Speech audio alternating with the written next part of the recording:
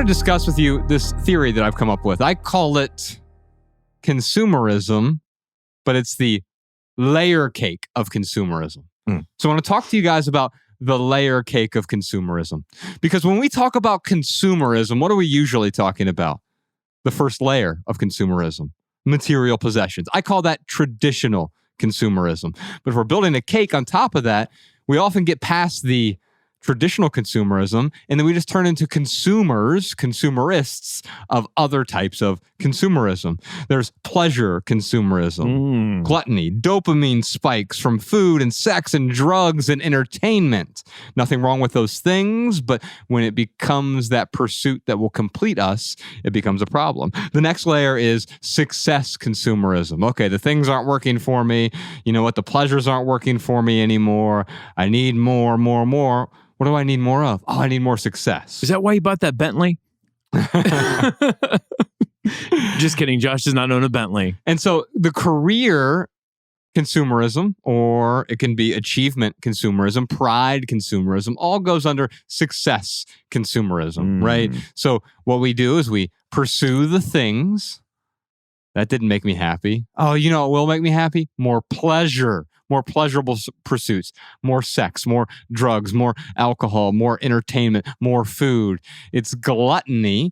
And for a while, it gives us the pleasure. We mistake that pleasure for long-lasting bliss or tranquility or peace. But of course, it disrupts our peace. Then we move to success consumerism. If I have the right achievements, the right career, the right job title, the right accomplishments, I win the correct awards, then I'll be complete. That doesn't work either. So we move up to the next rung of the layer cake, the next layer on the layer cake. It's experience consumerism. And that's what we've been talking about today on the private podcast, intentional travel and all the different ways to travel intentionally.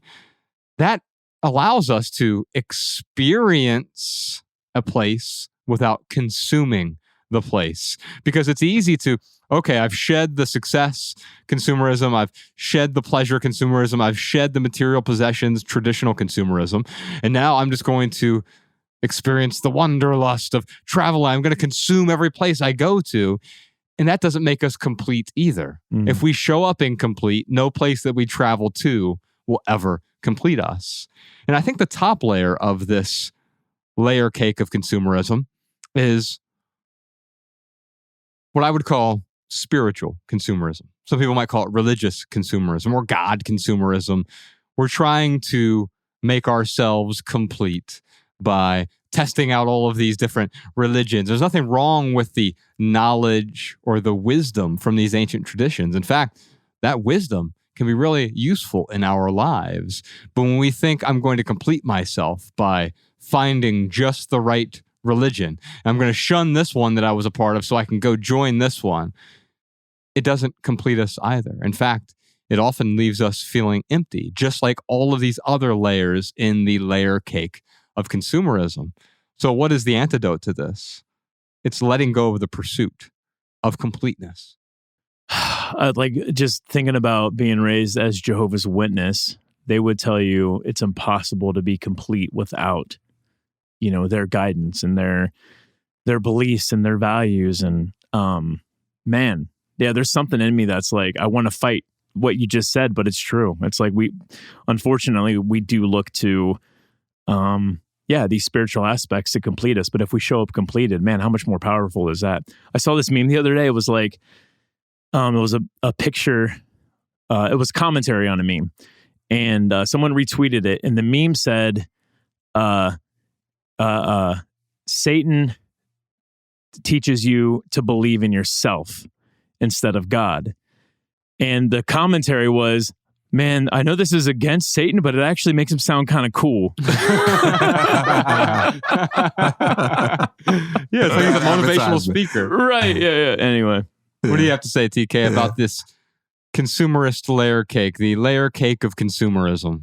Yeah, I think at the heart of what you're saying here is that consumerism isn't about what you consume.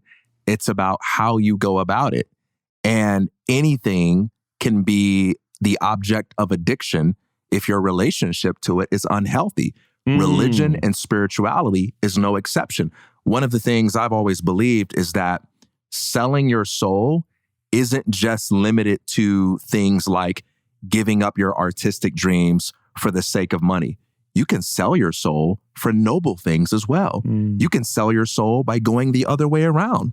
You can sell your soul by leaving behind a career in accounting. You can sell your soul through practicing a religion, not because of the thing itself, but because of the mindset behind it. Anything that you do can be done in a way that's unhealthy. And so there's something very dangerous about thinking, hey, because I am in a religious environment, or because I am doing something that is outwardly dignified, I don't have to think critically anymore. I don't have to live mindfully anymore. I can turn my brain off, I can check my critical thinking in at the door, and I can just outsource everything to this person or that institution or this practice. No, you've always got to bring your heart and your mind with you in whatever you do, or else you'll become a slave to something, outside of yourself. That's not healthy. Did you enjoy this standalone Patreon highlight? If so, you can listen to full episodes of the Minimalists private podcast available exclusively on Patreon. Visit patreon.com/theminimalists or click the link in the description. Your support keeps our podcast and YouTube channel 100% advertisement free.